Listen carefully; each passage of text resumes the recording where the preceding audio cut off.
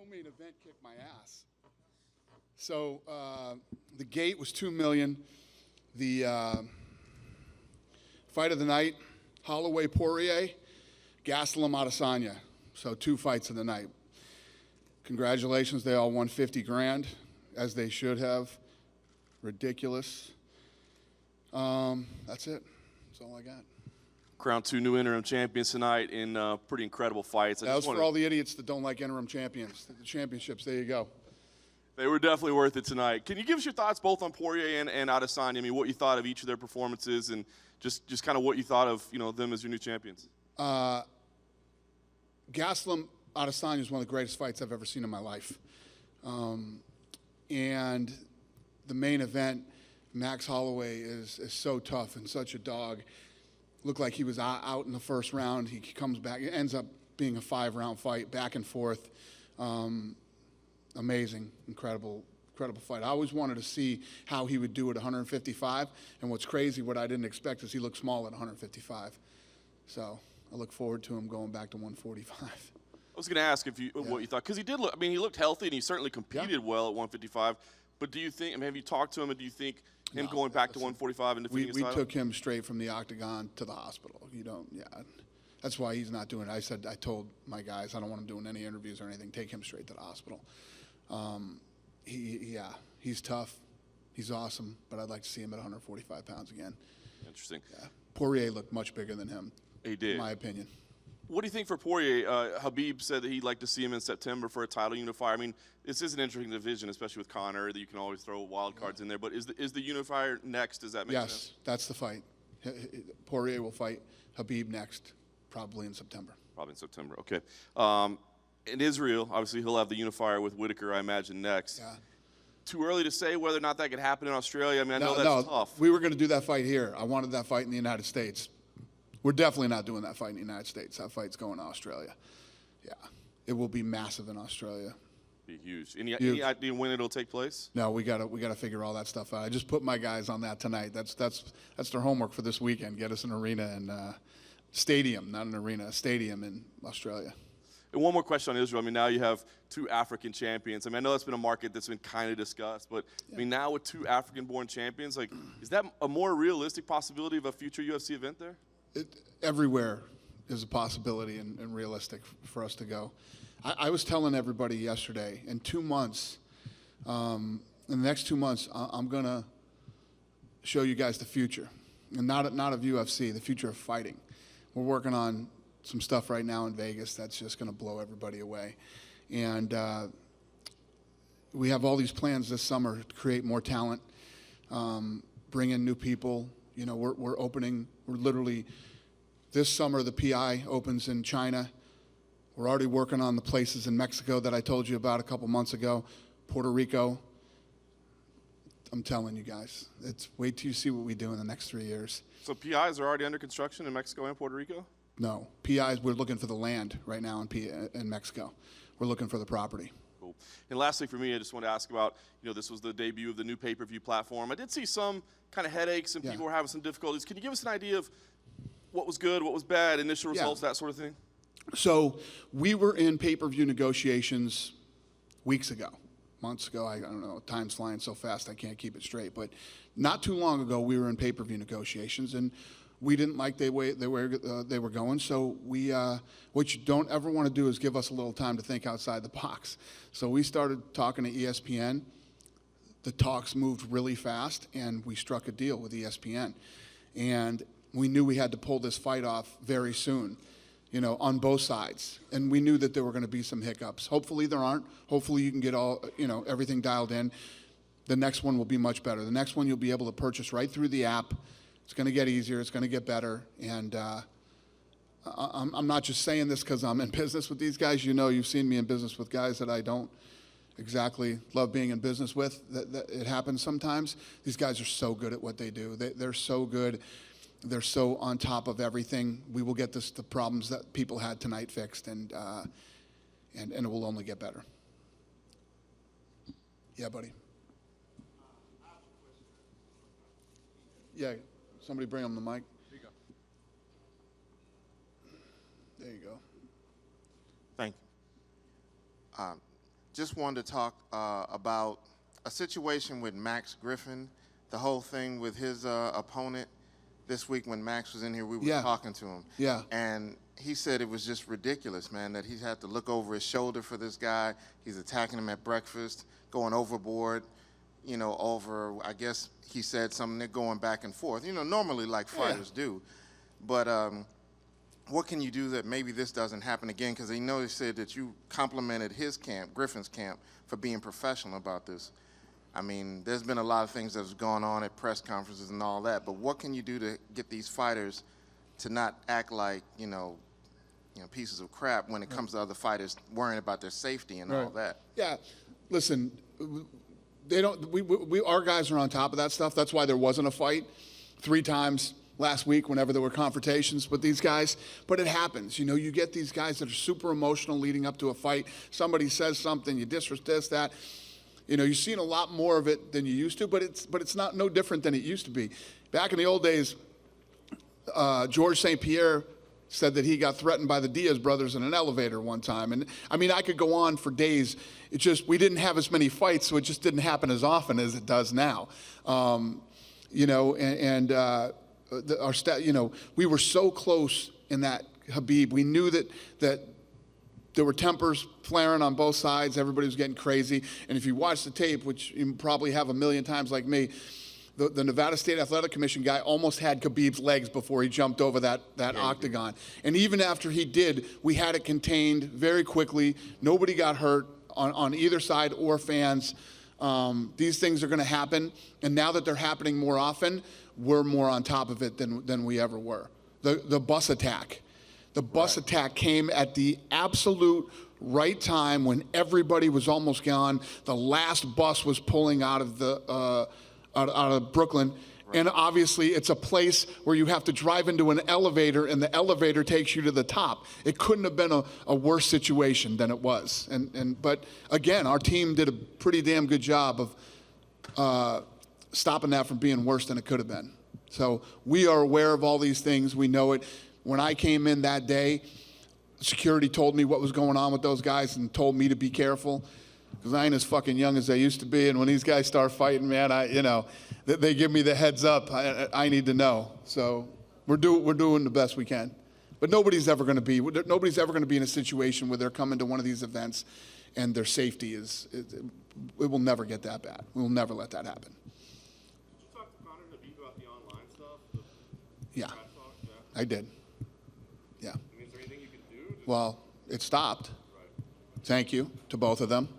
It stopped. Yeah. Yeah. That got goofy too. You know, it's not. You know, it's uncalled for. You know, these guys are all grown men, and remember, these guys are independent contractors. You know, it's hard to tell grown men. I got one in Russia and one in Ireland, trying to keep them under control on social media. Mean things are going to be said, and you know, at least we got to a point where it stopped. Dana, with you know, Masvidal, Pettis, Gaethje, and then now tonight, are we in the midst of like the greatest stretch of main event results here you've had? Yeah, we were just talking about it when we went back in my room after the fight. It's like before we left Fox, we've been on like this roll right now, you know, of incredible fights. Yeah, it's awesome. Yeah, and I mean, obviously a lot of that had to do with the durability of Holloway and Gastelum in there. Can you just speak to that a little bit? I mean, they definitely had opportunities where they could have taken some outs, and they did not. I'm going to tell you because I'm going to take another swing at the idiots that don't like interim belts, okay? There's probably some of you in this room too. But here's the reality. When more is on the line, right, it's one thing to come in here. Can you imagine if Israel Adesanya versus Kelvin Gastelum was a 3-round co-main event, right?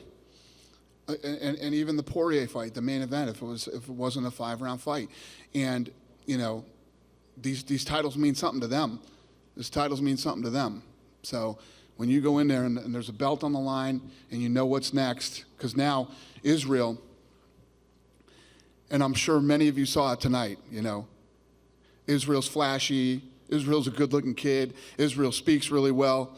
Israel became a star tonight, okay? Israel Adesanya became a star tonight.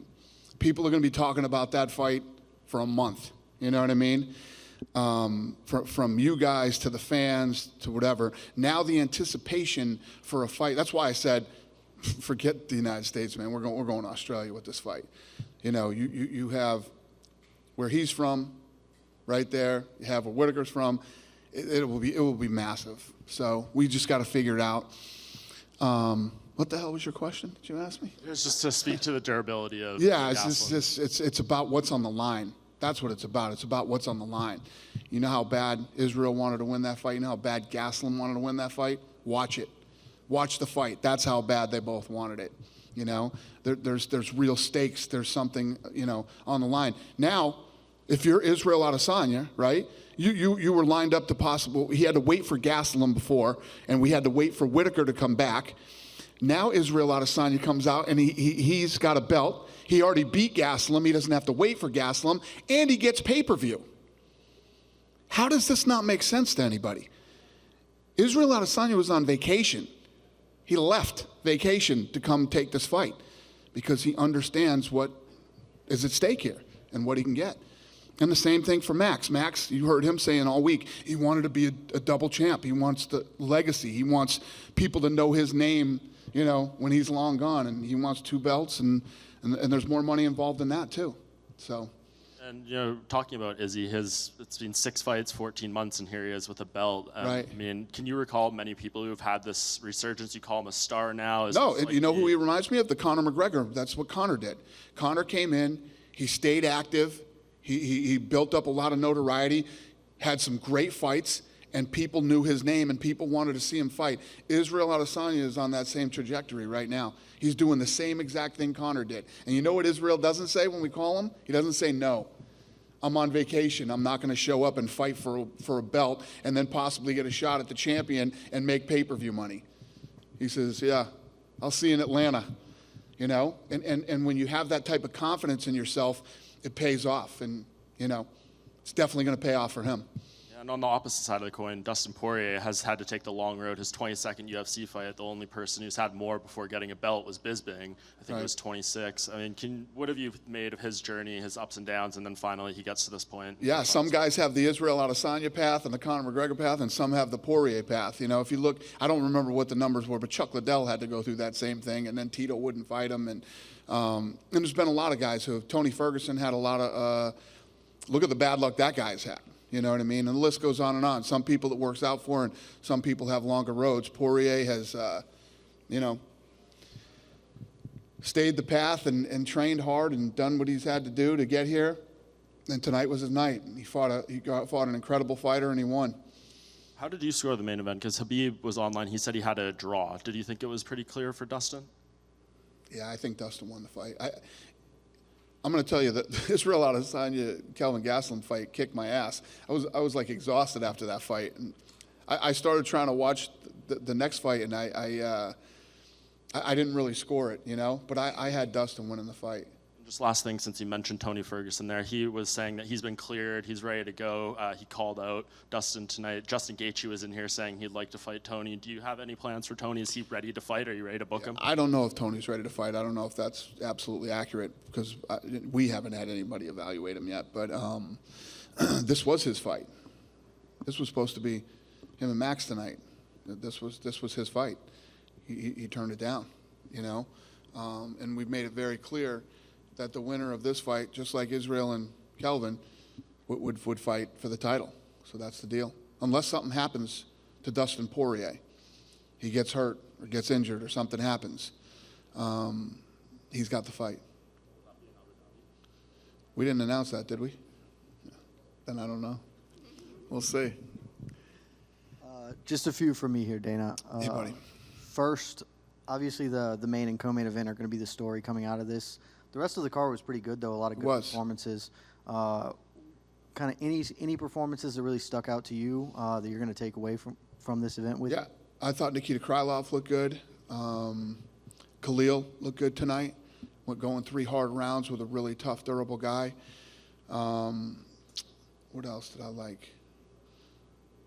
Actually, that Max Griffin fight was a good fight, too. That fight was really good. Yeah, there were a lot of good fights tonight.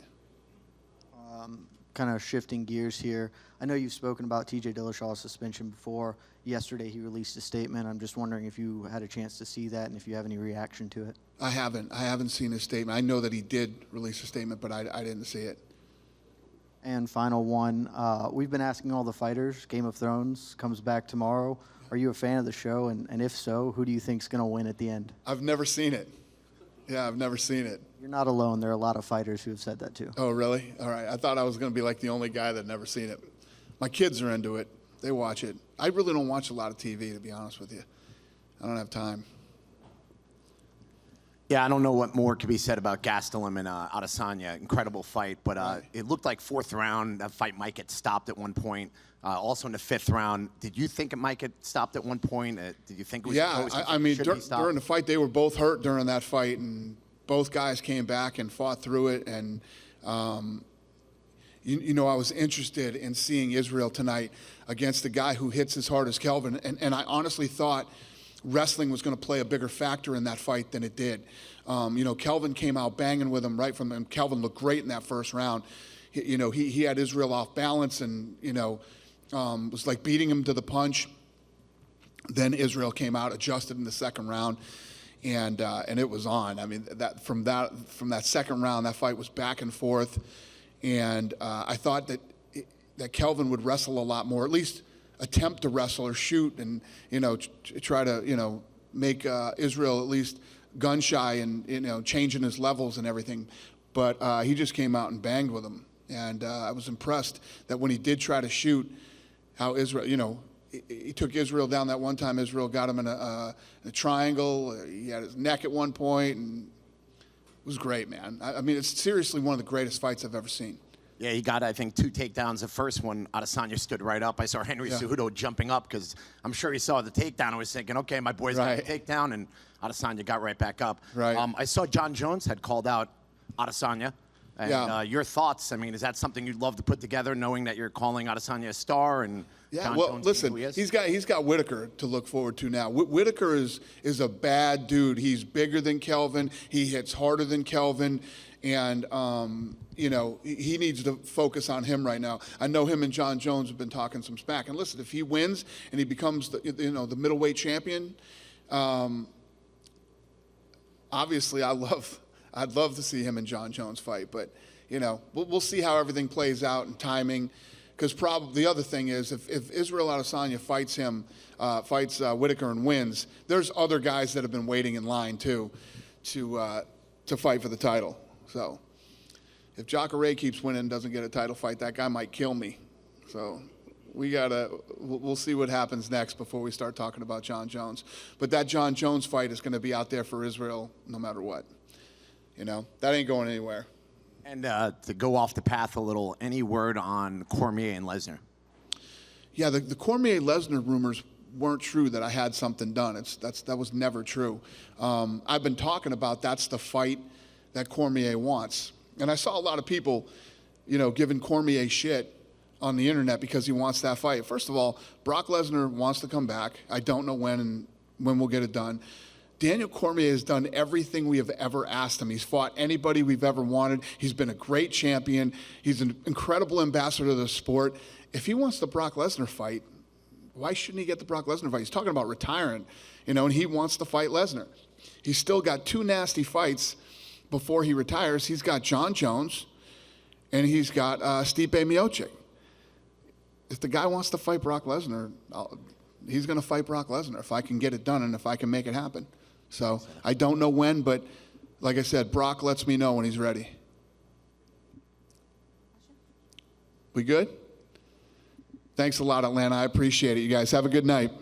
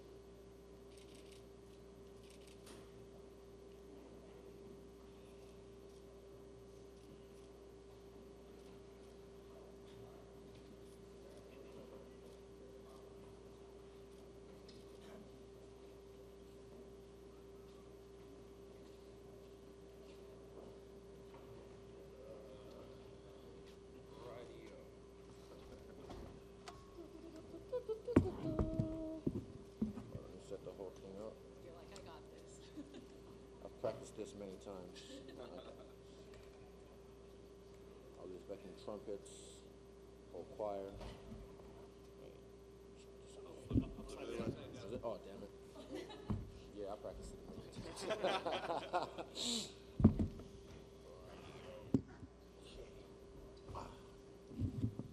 Well, Israel, it has been a whirlwind ride to the top for you, and you've achieved champion status in very quick order. Give me an idea what the emotion is like for you right now to get this done. Emotions. I displayed a lot of it in the octagon after the fight, during the fight. What it's like. It just feels right. I mean, like I said, I'm making a documentary, so that fifth round, if I got that finish, that would have been sick. But it is what it is, as Bless would say. So, yeah, that was cool. I don't like to fight like that often, but you need those. You need those so you can know you can go to that place. Even at the end of the fourth round, Eugene said, go to that place. Because I've been there before in trainings when it's put on you by 6, 7, 8 guys. And I knew if they couldn't break me, one man couldn't break me. And he's one tough man. It was a phenomenal fight, and you were definitely tested and proved your worth in there tonight. What were you feeling physically, thinking mentally as this fight was unfolding? I mean, did you expect to be drawn into that kind of battle? Did you feel that he was going to be able to test you that way, or was it shocking to you a little bit to get pushed like this? It wasn't shocking. I didn't expect for him to take me there, but I was ready for it. I'm always, and I just knew it. Look, I'm ready for 5 rounds. I just want to keep touching him. I didn't like the fact that he was able to jab me so much, but it's because he rocked me early. And that kind of just got my footwork all over the place, so I wasn't able to set my kicks up the way I already planned, because I had some shit for him. But he caught me early and had me worried a little bit. But I just adjusted, and I was cool. And then I caught him back, and I could see that I was able to start to touch him a little bit more, because when you get rocked, like a video game, it takes away some of your XP or your life points. So, yeah, I wasn't expecting it, but I was ready for it. We know Whitaker's going to be next, and Dana just said it's going to be in Australia. Give us an idea how that makes you feel, and when do you think you'll be ready to fight again? And obviously, you suffered some damage tonight. I got some Botox, but yeah, it could be in Australia, but Auckland I think is a viable option as well, and we can push back and forth. Excuse me. Because he is a born Kiwi boy. He's a Muslim. He's representing Australia. But when I'll be ready again, he says August. I say let me go shower first. I like my showers after a fight because, like I said, this is where I get my alone time, and I get to be alone with my thoughts and really soak everything in. And I've got a bigger shower this time because I got the suite, so I can actually lie down and just meditate and think about everything that's just transpired. And yeah, we'll go from there. So right now everything's still fresh. Yeah, I want to be able to just, I don't know, close my mouth properly, and then we'll see. And last thing for me, of course, you should enjoy the night and get ready for Rob, but John Jones has been kind of coming at you the last couple days. This is about me. This moment right now is about me and what me and Kelvin did tonight. None of that. I will address that another time, but right now, tonight, it's about me. Fair enough. Thanks, Izzy.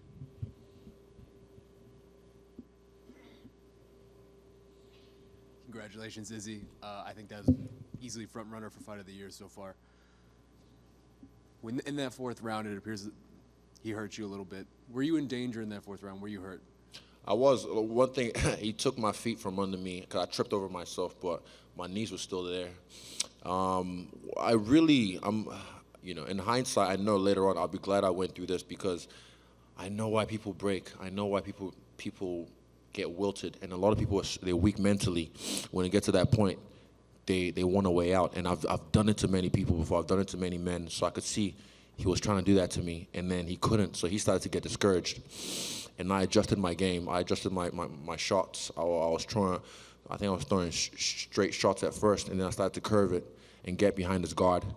And my kicks, I wasn't able to set up. I don't know if I heard it because my foot's hurting right now, but I wasn't able to set them up like I'd like to because I had some shit for him with the feet. But my boxing was nice, though, and I was still able to hurt him. I mean, he rocked me once, dropped me once. I rocked him a few times, and I dropped him 4 times. So, and that was some movie type shit, man. Come on.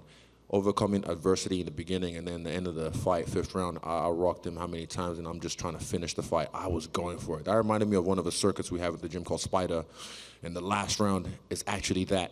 We're on top of someone, punching them. So I passed the guard, and I just started throwing bombs on him. I got a clean elbow in, and I could hear, stop the fight, stop the fight. So I just kept on throwing, and I didn't care. I wanted to finish him because I was willing to die, so I was also willing to kill. Yeah, I mean, it was an absolute war of attrition. What are those moments like when you're inside those moments where you guys are just going at it absolutely crazy? Like you said, you're willing to die in there. What is that moment actually like when you're the one in there? It's hard to explain. Only those who dare, put themselves out there like we do will ever experience anything like that. And just in those moments, like I said, I could see why people wilt.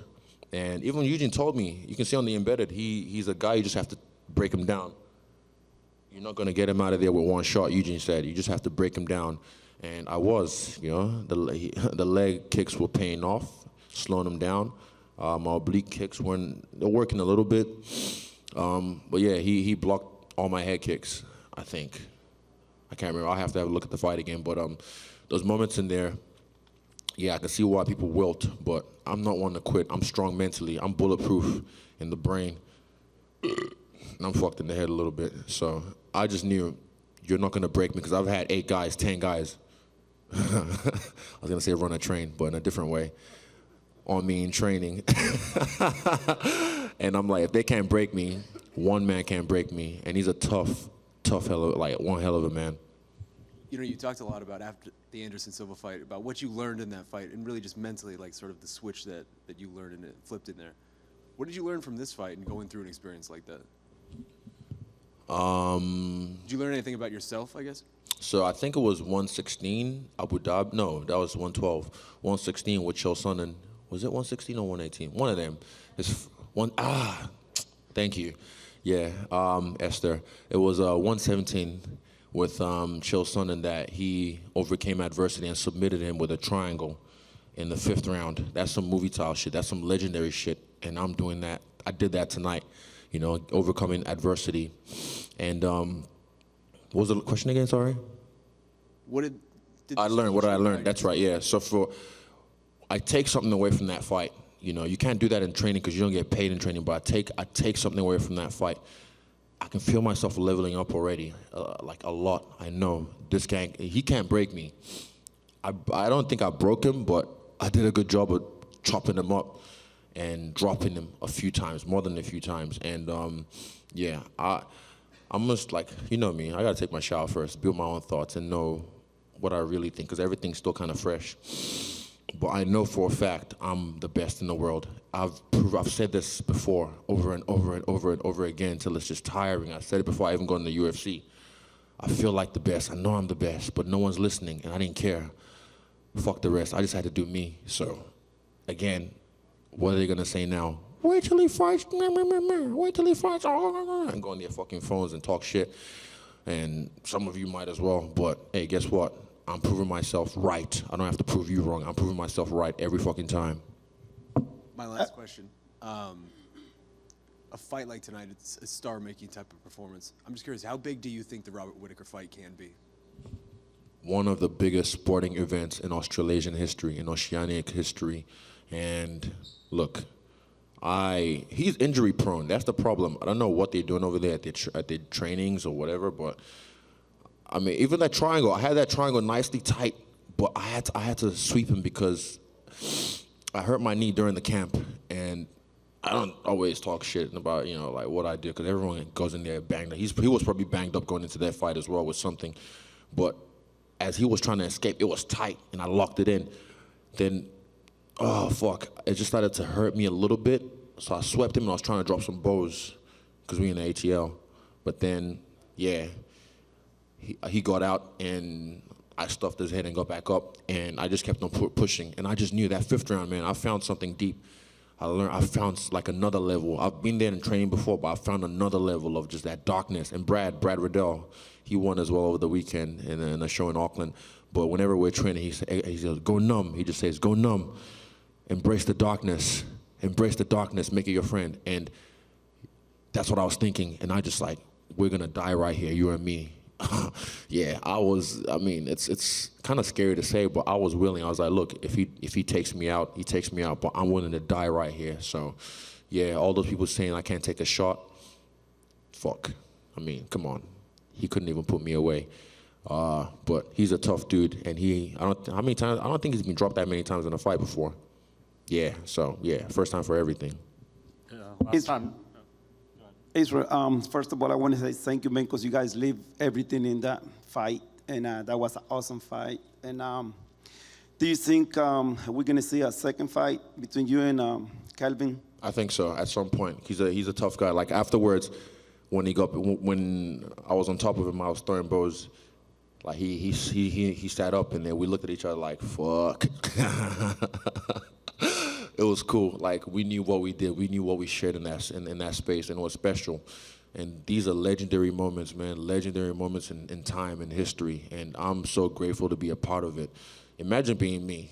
You know, I posted something today from 1st June 2012 when I was just wearing one of my friends' UFC gloves they bought, and I posted it up. I can't remember what the caption said, but I always just knew I was gonna get to this point and dominate and do what I'm doing now. All this shit I've prepped for. So for me, it's cool. And I think Calvin, eventually, he's going to climb the ranks again, and I'll have to defend my belt against him. So were you waiting a tough fight with him, or you think it was going to be a little bit easier than when it was? Oh, of course. It should have been. It should have been. But he's a tough guy. I thought maybe I'll take him out in the third or in the fourth, but he called me early. I have to watch the tape again and just know how he called me. But he called me early, and that took my XP points down a bit, but I dropped him as well and took his XP point down as well. So I started to accumulate and listen to my corner and listen to what they were saying, you know, finding the shots at different levels, and yeah, fuck, we got it done. Izzy, how bad was the injury? Was there any risk of not being able to make it tonight? Not really. It was what do they call it? Fuck, I can't remember, boy. It was like a tear somewhere in my left knee this time. Not like New York. That was in my right knee. But yeah, I just did the right things, stayed away from it, trained smart, and pushed hard when I needed to. And yeah, I was gonna make it. I was gonna make it, no matter what. Yeah, what happens from here on that? Is there surgery potentially on the table, or no? No surgery, nothing like that. I'll probably just keep rehabbing it with my physio and my chiro, and just, yeah, be smart about it. I've got some time off now. I'm actually going to take some time off this time, I swear. I'm not going to fight for a while, because I keep saying, I'm going to go, I'm going to go, and I'm like, oh, okay. But this one, I mean, he's kind of forced me to take some time off. Yeah, definitely. And you kind of went over a little bit when you were talking about the fight, but you showed a lot more of your skill set tonight, your ground game, all that kind of stuff. Does it feel good that you kind of, aren't just looked at as just a pure striker now? You show, you almost submit him on a couple occasions. They're still going to say I'm a striker. They're still going to say, oh, Kelvin was in the fourth round, so he would have been tired, rah. You didn't even see my takedowns, though. No one's seen my takedowns or my takedown attempts. Just bits and pieces. I'll just show you guys just what you know, what you need to know about me. So, yeah, they can keep saying whatever they want, and I'll keep doing me. Me and my team will keep doing us. And yeah, that was sick, man. I wish I got that guillotine. That was nice, tight. He bailed on everything. He bailed, like eject, get the fuck out of there. He tried, and yeah, I think I might have synced those up together as well nicely. I can't remember, but I have to watch the tape. But yeah, it was cool. I get the jiu-jitsu, my friend. Don't worry. And a couple more. I saw the photo from backstage of you and Kamaru Usman holding your belts together. What did that moment mean to you? What did he say to you after the fight? We're just chopping it up in pidgin English, and I just told him, look, they've taken a lot of gold away from Africa. It's time we take gold back to Africa. So we're going to take these golds back to Nigeria and flex on them, let people know we out here. And last thing, Dana was in here and he said that you became a star tonight, and it seems like big things on the horizon for you. I'm sure a lot of things are going to come your way. A lot of people are going to come, out of the woodwork. How do you plan on handling that, and how is life going to change for you from here? I've been prepping for this for so long. They've been waiting in the wings, all the snakes, all the vultures, and it'll be no different. I mean, it'll be no different. They stay waiting. They're like, oh, okay, what can we get from him? Look, I don't mind being used, I just don't want to be misused or abused. Because if you can't be used, then you're useless. So if someone wants to come through and make some work, then bring something to the table that's substantial, and then we can work. No free rides over here. Amazing fight all around. Right here, Israel. Amazing fight and just incredible performance. Unbelievable to see 5 rounds with you guys. But I really thought it was impressive that, again, with the takedown defense, but even when you got taken down, the way you stood up, then the triangle, and then, like you said, stopping the takedown, going for the guillotine. What do you credit to that? Because obviously, that's really impressive to get a guy like Gastelum to take you down and you pop right back up. And how do you think that affected the fight from there? Full credit to Andre Paulette. Andre Paulette's my wrestling coach, and he's just, sup, bruh? he's the guy. Like, without him, my wrestling would be shit, And the difference between him and other wrestling coaches is he actually fights. So he knows what to look for. And we're hacking the game in the grappling department. And Eugene as well, our 10 a.m. squad. We're actually, I kept on telling him for months, teach me how to guillotine. This is last year, early, I've got the arms for it. Whatever, because he just knows me. Sometimes I get crazy with certain things, but when it was time, which is this year, over the last 2 months, we've been going over the front headlock position and other things. There was even one point I was gonna go for that DOS, but I knew he would yell at me. I knew he would be like, fuck, because he was slippery, and that's when I had the front headlock position. I thought about it, but thing is, when I think about it, don't do it. Just go, like that elbow. I didn't think about it. You just flow. But I credit it to all my team. Literally, we've done the work behind the scenes, and no one ever sees it. A lot of stuff that no one ever sees. Even Twist, my trainer, my boxing trainers, his mom passed away a week ago, and I told him look, I know you don't have to be here. He's like, no, I want to. And he said his mom would have wanted him to be here as well. So I appreciated him coming to share this moment with me. With us as a team. And I know you gave respect to Gastelum, said that he surprised you with his jab.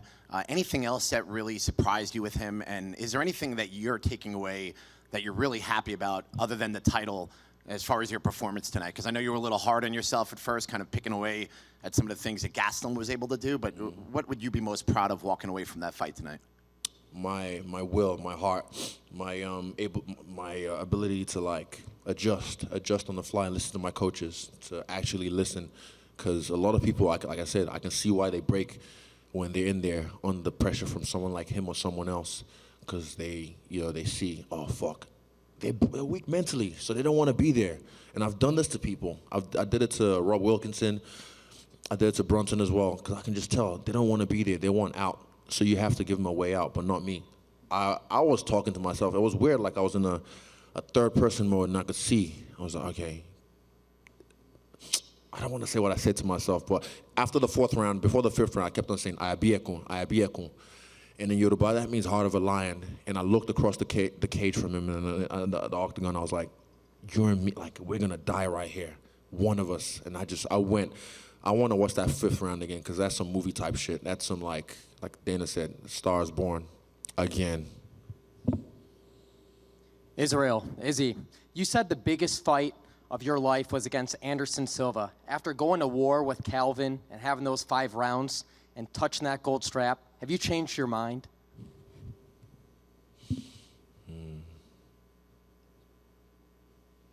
Yes. Yes, I have.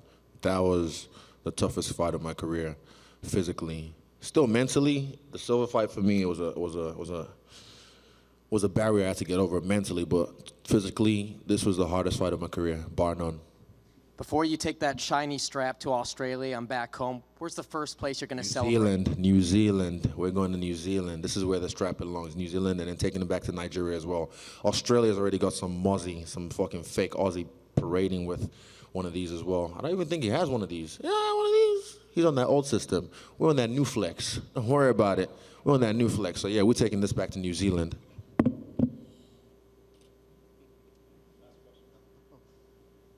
Hey, Israel. First of all, just thanks, because that fight was amazing. Thank you. Been asking all the fighters. Tomorrow is the season premiere of the final season of Game of Thrones. Are you a fan? And if so, who do you think sits on the Iron Throne at the end of things? I've never seen an episode of Game of Thrones. 2 for 2. Devastating. But if someone can tell me in New Zealand, because we don't have like the streaming service you guys have for HBO or whatever it is over there, but if someone in New Zealand can just like plug me up, I just got a whole entertainment system in my house, like 4K projector. Shout out to my brother David, he hooked that all up. But yeah, literally, if someone can like plug me up all the seasons, all the episodes in 4K, I'll be willing to watch it. And I'll still disregard this season. I'll catch up anyway, but I don't know, there's dragons, eggs, and Jon Snow, I heard, and shame, Jeff, shame. Everyone shame Jeff, shame. It's an inside joke. But yeah, I know the memes and stuff, but yeah, I'd like to get into it. I just been busy, you know, running shit. Thanks. Thanks, you guys. I appreciate you, and yeah. Yay, I did it. Please, no. Hold your applause. Was that? You said you said flex? Oh, there. Yes, sir.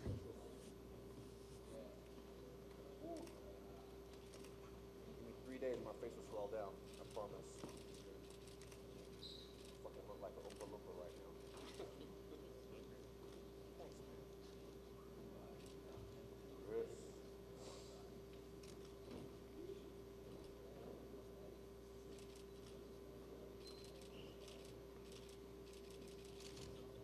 It's all love. I love you, Jeff. Shame. Thanks.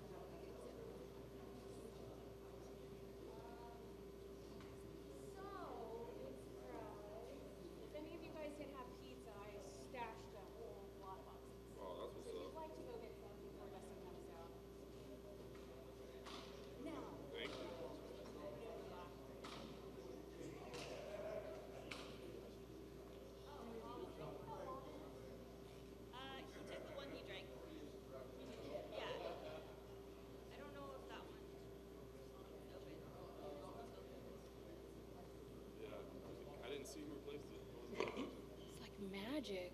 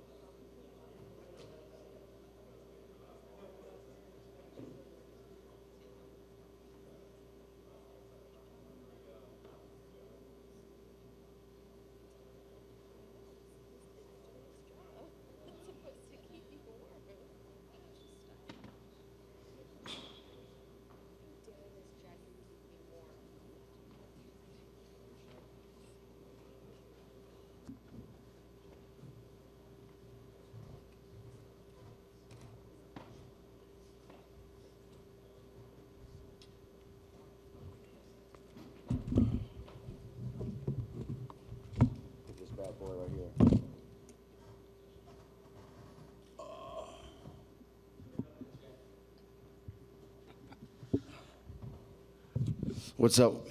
Dustin, you completed the journey as promised. I imagine, you're still kind of soaking it all in right now, but give us an idea what the emotion is like to finally have that UFC belt up there.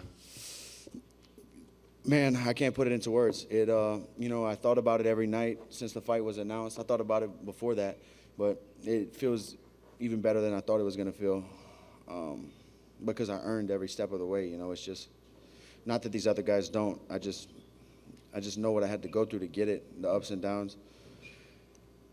It feels amazing, man. Yeah. It was clear you had to earn it tonight, too. I mean, you had to dig deep from the second round on.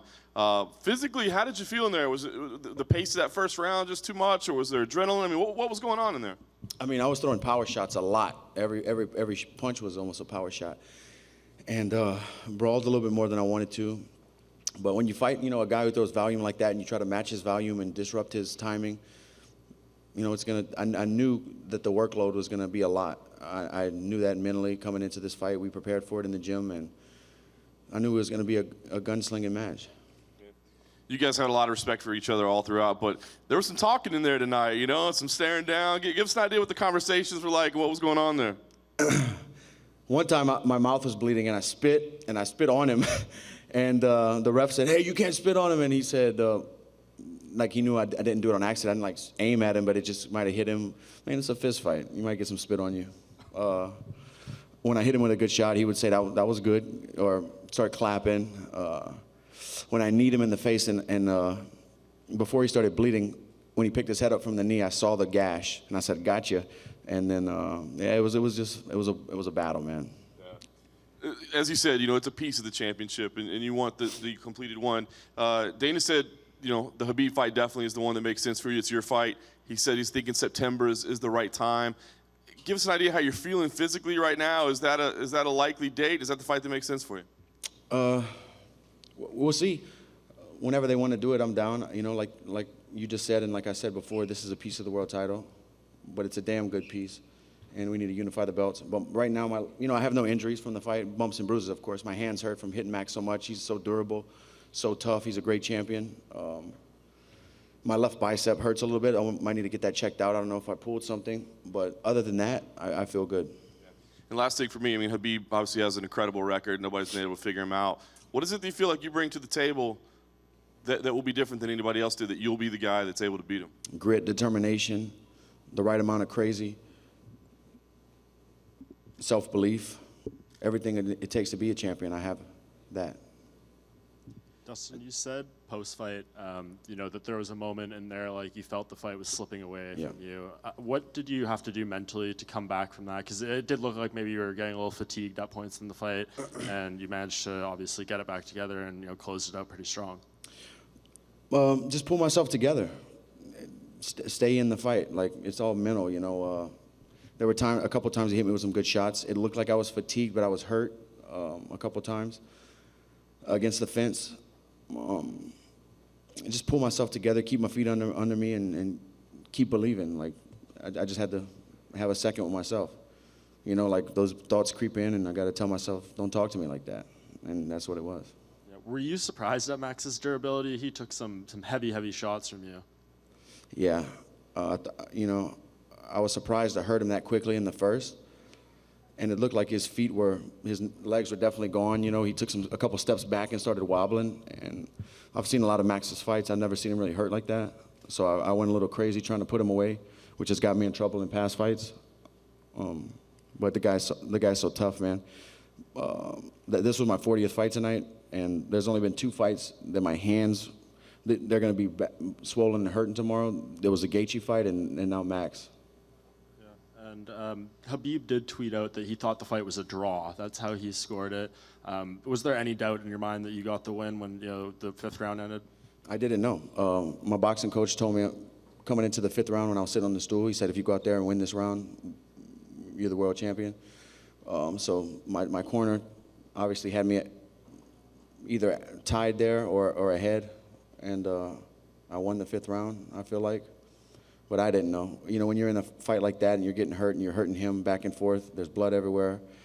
It's up, it's down. I don't know who was winning the rounds. Yeah, and it seems like this Khabib fight, rumors possibly it could happen in Abu Dhabi in September. What's your thoughts on going all the way over there and doing the unifier, kind of on the other side of the world? I honestly haven't had time to really digest that and think about those thoughts. There was talks about it. Whoever won this fight was going to fight him, but I didn't look that far because I knew the fight I had tonight was going to be a serious one, and I knew my hands were full with Max. So tomorrow, next week, now I'll start thinking about it, and we'll see. But, I don't know what's going to happen. And just last thing, I know after you had beat Justin Gaethje, you gave us that really emotional interview talking about, you made the promise to your wife that you would get to this moment. You guys had a nice moment in the octagon and everything, but when you're backstage, when you have that belt, maybe later tonight, what's kind of that going to be like now that you've accomplished this? I don't know. I got to go home and really find out, but she's been there with me since the first fight, and it's been a long journey, and like I've said before, she believed in me at times when I was ready to stop fighting, and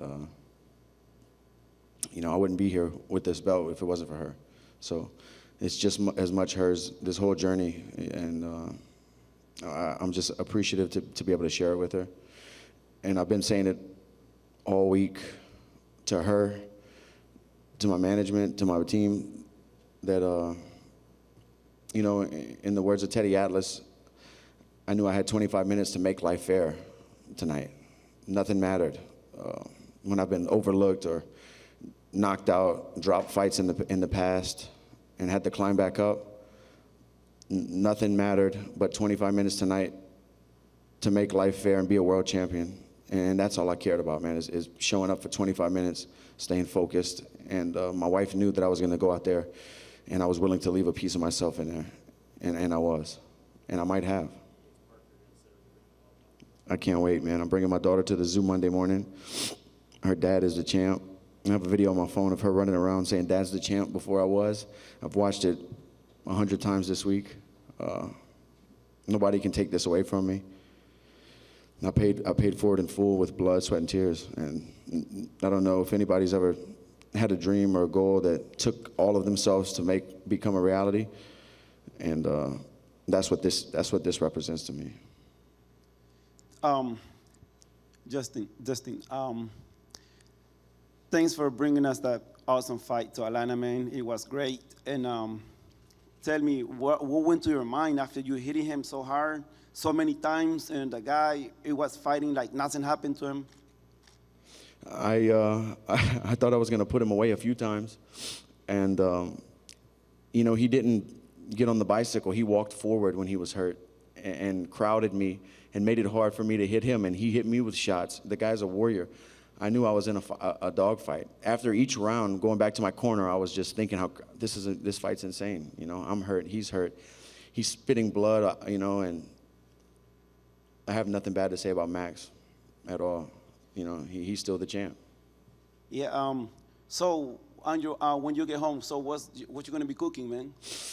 Man, I don't know. It's in Louisiana. It's Festival International right now, and I definitely need some jambalaya, and I'm gonna be eating a lot for sure. What's for your future? Can you tell us? Hopefully to unify the belt, to get healthy, to take lessons from this fight and get better as a fighter, and to keep progressing. I feel like I'm entering my prime right now. Tonight was my 40th fight, and I've learned a lot of lessons, and I found out a lot about myself, and I found out that I can trust myself in there. If he wants a third fight, will you give it to him? To Max? Yeah.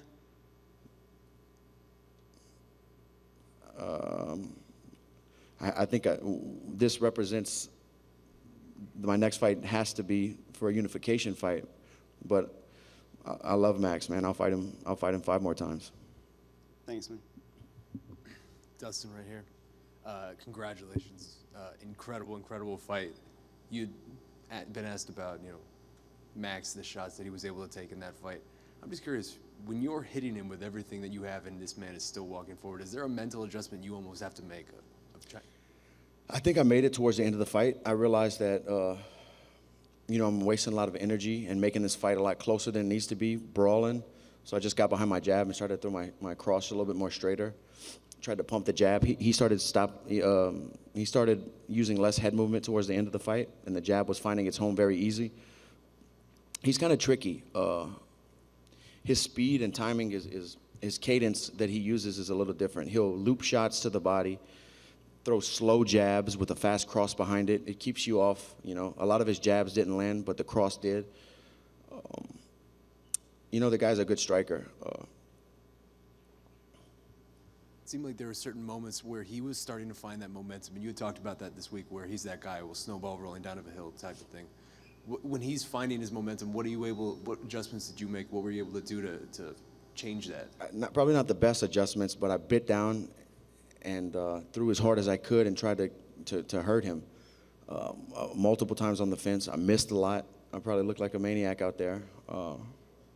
I haven't seen any clips really, but I tried to hurt him, you know. I asked you this after the Justin Gaethje fight, and I almost want to ask you it again. When you're in those moments, those firefights where you're just biting down your mouthpiece and things are just getting really crazy, what is that moment like for you? That's what fighting is to me. That's the purest feeling of fighting to me. I'm hurt. I'm busted up. He's hurt. He's busted up. We're both digging down. Who wants it more? That grit of fighting is addictive. I'm scared of it. It's a very weird thing, man. We've talked about how long this road has been for you. Do you feel like you proved anything to yourself today? I knew I have the ability to become a champion. I knew I did. You probably heard me say before, when I look in the mirror, I'm happy with the person I am as a fighter, as a husband, as a father. I knew I just needed the opportunity, and that's why I text Dana every day for weeks before that fight was announced. I called him, talked to him for 30 minutes on the phone. I wanted something big. I wanted to fight. Back, months ago, I was texting him. I blew up Dana's phone a lot leading up to this fight. My last question. Were you at all tired in there? Did you feel like you had to find a second win at any point in that fight? Maybe in the, I'm not sure, the rounds kind of, the third or the fourth, I got hurt a little bit and I was against the fence and I did have feel winded a little bit, but nothing too crazy. I have good cardio. I can compete with anybody. Yeah, thank you so much, man. Hey, Dustin, just one from me. A lot's been made about Max moving up in weight. I just wanted to know, did he feel like a lightweight in there? I think people were surprised that you actually look bigger than him. Did I look bigger than him? Yeah. I am a lightweight. I probably was. I don't know what Max came in tonight, but I probably was a few pounds heavier than him. He's a big guy, though. He gets heavy. The athletic commission wouldn't let him cut the rest of the weight for Khabib. So he's a big guy. In the clinch, he was slick technically with elbows and short shots. I didn't feel a whole lot of strength there, but when I got in on his legs on the wall, his underhooks, his whizzer, his hips, his legs, and hips are very strong. I felt the strength there. Incredible performance tonight, Dustin. Thank you for putting on a great fight. I remember watching Fightville many years ago and seeing your crazy training with crazy Tim Kaddour, and I know you're with Mike Brown now, an American Top Team. And obviously, it's an individual thing when you step in that cage, but it is very much a team sport. If you can, tell us about how much those guys really kind of shaped you and helped you kind of lead to this moment right now. Tim or Mike? Both. Tim was in the crowd. He's out here with his wife and a couple of his students. And so it's good to have him here. He was in my corner for the first Max Holloway fight, and now we are here full circle for the championship against the same guy. So it's good to have that support. But Tim's, when I met Tim, I was just a young guy trying to fight. He kind of showed me the business side of it. He taught me great jiu-jitsu technique and, the martial arts. When I went to American Top Team, I learned how to train and prepare and schedule like a professional fighter. Before I was around, nothing against Tim or anybody he has in his camp and his team. Those are all my good friends. I'm going to go back home and start working with them now that I'm back in Louisiana. But those were a bunch of guys who fought on the weekend. Not Tim, everybody else I trained with there. The roster of guys wasn't that big. These guys were part-time fighters. When I went to American Top Team, these guys were full-time fighters. That's how they fed their family. So the room was different. The lessons were different.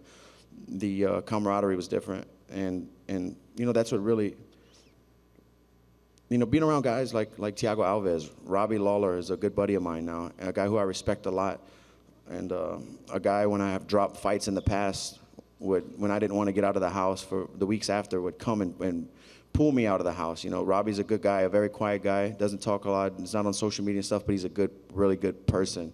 Being around guys like that and picking their brains really let me know so much more about this game. I don't know, it's not even a game. I'm tired of calling it a game or a sport. This is survival, that's what this is. Dustin, just two last things and we'll let you get out of here. When he tried to hit you with the Darce at the end of the fourth round, you guys kind of exchanged some words a little bit. If there was more time there, would that have been deep, and what was just your little exchange after? Yeah, it was locked in very deep, but the reason it was locked in that deep is because I knew the time was short, and I was kind of just killing the clock there. Like, I knew there was less than 10 seconds. He's not going to finish that. It was kind of, you shouldn't do that, but it was kind of just like, whatever, the bell's about to ring. I knew I was safe. Cool. Just last thing, you're obviously going to be auctioning off your fight gear. Can we just give you one last opportunity to, describe your platform and what you're going to be doing? Yeah, a young kid named Aaron Hill had a very rare brain disease called ALD, and he was in the disabled class. Your motor skills start to deteriorate very quickly. So he was a normal, healthy kid at 6 years old, and then couldn't walk, and lost a lot of motor functions and stuff like that, and got put into a disabled class at his school. And he went downhill very quick, and he wanted a playground for the kids in his class, and that was his wish. And he never got to see it happen. He passed away, and when we heard about his story, that hit me in my feelings, and I was like, we got to get this done in honor of him. And so that's what we're doing. We're going to build a disabled playground at his school, and put a plaque in honor of Aaron Hill, and his dream could live on. I just thought it was beautiful that a young kid that had that kind of dream where everybody can benefit. He wanted it for his classmates, and I thought that was beautiful. So we're going to build a playground for him, for sure. Dustin, one real quick one from me. We've asked all the fighters tonight, tomorrow, Game of Thrones Season 8 premiere. Do you watch the show? Are you a fan? And if so, who do you think wins at the end of it? I wish I knew what you were talking about, man. I tried to get into it, and if I have to force myself to watch 2 episodes, I don't want to get into it. So I never seen anything. I'm more of like a Breaking Bad, Ozarks, stuff like that. The first episode, I'm into it. I don't want to have to watch 3 or 4 episodes to get hooked. Dustin, right here, man. A couple things. When you were down at 145, you fought Conor McGregor, and he talked so much crap, man. I so wanted you to beat him down, man, but you lost to him. But after that, I think that's when you started on your roll. You went up to 155, and then you kept going, man. Was that the turning point in your career? You think that loss to McGregor? It's tough to say, I was doing very well before that, before the loss to McGregor. I just knew how many fights I would have to fight to get back to title contention at 45, and me and my team knew that I didn't have a lot of weight cuts to 45 left in me. And if I would have beat Conor that night, of course I would have stayed there to fight for the belt and rode it out as long as I could. But when that loss happened, I knew the road back, and we just decided, let's go ahead and move up now and start working and building here. Okay, and one more thing, man. I'm a writer, so what you said earlier, grit, determination, and the right amount of crazy, that's the title of your book you should write for yourself, man. Just hook it up with me, man, so I can write that for you, man. We can get that going. I like that title, man, so I think that's a good one. I appreciate it. Let's do it, man. All right. I'm down. Thank you, guys. The champ.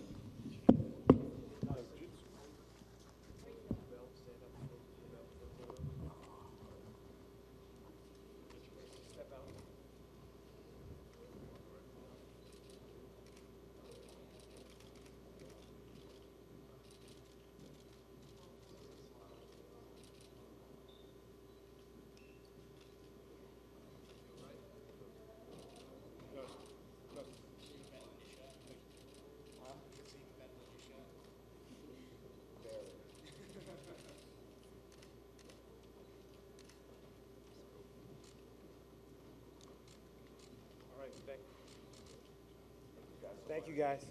Thank you, buddy. We can go out. What's your hat or anything?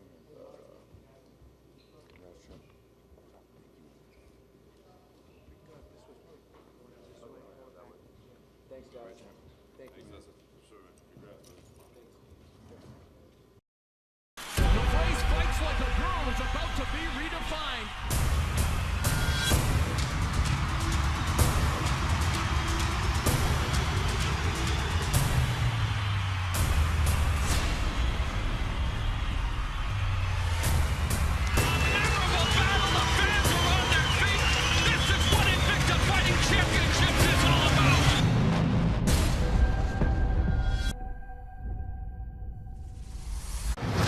Watch the UFC's biggest names, rising stars, and fan favorites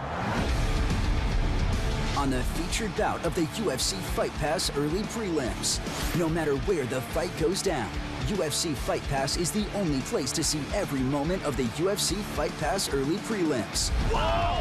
My goodness! Start your 7-day free trial now